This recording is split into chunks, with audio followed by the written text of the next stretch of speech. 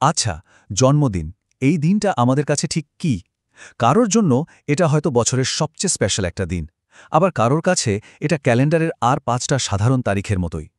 কিন্তু একটা ঘটনাকে ঘিরে মানুষের মধ্যে এত ভিন্ন প্রতিক্রিয়া কেন? চলুন আজ এর পেছনের মনস্তত্ত্বটা একটু বোঝার চেষ্টা করি। ছবিটা ঠিক এরকমই, তাই না? একদিকে দেখুন এলাহি আয়োজন, বেলুন, কেক, বন্ধুদের হইচই আর সোশ্যাল মিডিয়া জুড়ে শুভেচ্ছার বন্যা, পুরোটাই একটা উৎসবের মেজাজ। আর অন্যদিকে একদম পিনপতন নীরবতা, যেন দিনটার কোনো অস্তিত্বই নেই। এই দুই বিপরীত ছবি কিন্তু আমাদের সবার কাছেই খুব চেনা।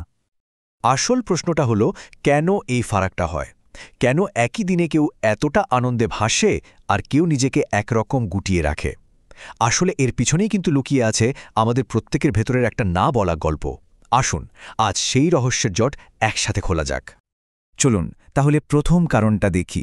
আর এটা বেশ সংবেদনশীল, কারণ এর শিকড়টা লুকিয়ে আছে আমাদের অতীতে।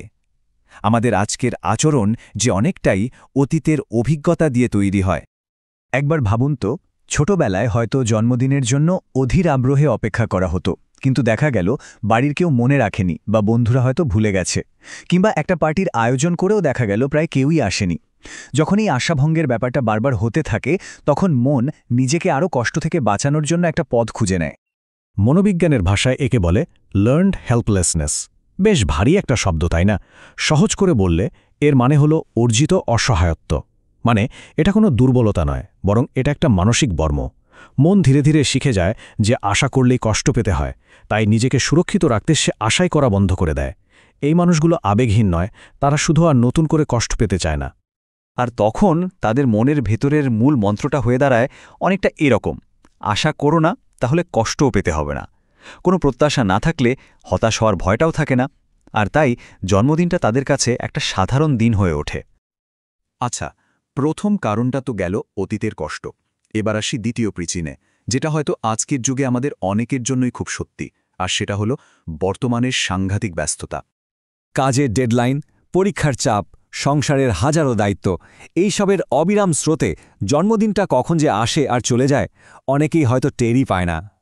দিনটা যেন ব্যস্ততার এক মহাসাগরে হারিয়ে যাওয়া একটা ছোট্ট দ্বীপের মতো হয়ে যায়।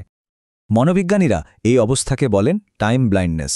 মানে ব্যাপারটা এমন না যে কেউ ইচ্ছে করে ভুলে যাচ্ছে, একদমই তা নয়।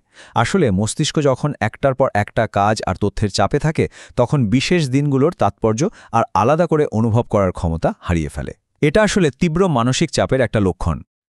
আচ্ছা, আমরা দুটো কারণ দেখলাম, একটা কষ্টের আর একটা চাপের। কিন্তু আরেকটা দল আছে যাদের গল্পটা একদম অন্যরকম। আর আমার মতে এটাই সবচেয়ে পরিণত একটা দৃষ্টিভঙ্গি। এরা হলেন সেই সব মানুষ যারা নিজেদের আনন্দ নিজেদের ভেতরেই খুঁজে নিতে পারেন। এই মানুষগুলো তাদের জন্মদিন নিয়ে কোনো হইচই করেন না, কিন্তু এর মানে এই নয় যে তারা একা বা অসুখী, বরং এটা তাদের মানসিক পরিপূর্ণতার একটা লক্ষণ। তাদের ভালো থাকাটা কোনো কেক, উপহার বা সোশ্যাল মিডিয়া লাইক কমেন্টের ওপর নির্ভর করে না। আনন্দটা আসে ভেতর থেকে। মনোবিজ্ঞানের এর একটা সুন্দর ব্যাখ্যা আছে, যাকে বলে সেলফ ডিটারমিনেশন থিওরি বা আত্মনিয়ন্ত্রণ তত্ত্ব।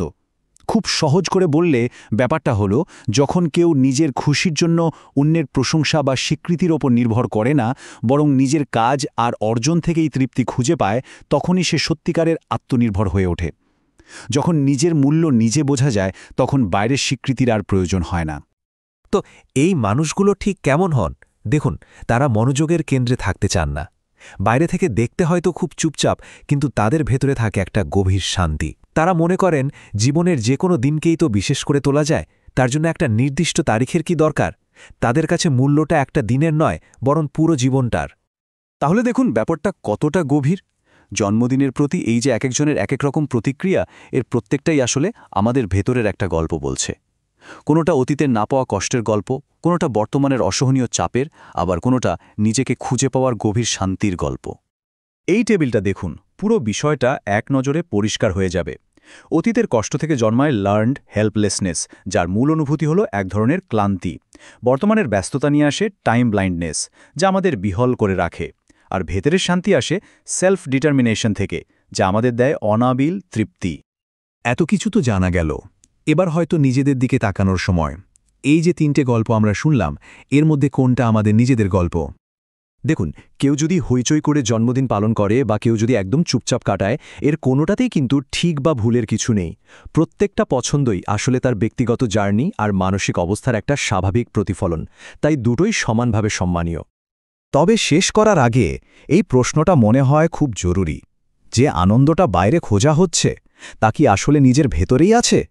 যদি অতীতের কষ্ট বা বর্তমানের চাপের কারণে জন্মদিনের আনন্দটা ফিকে হয়ে গিয়ে থাকে, তাহলে হয়তো আজ থেকে নিজেকে বোঝার জন্য একটা ছোট্ট পদক্ষেপ নেওয়া যেতে পারে। একটু ভেবে দেখবেন।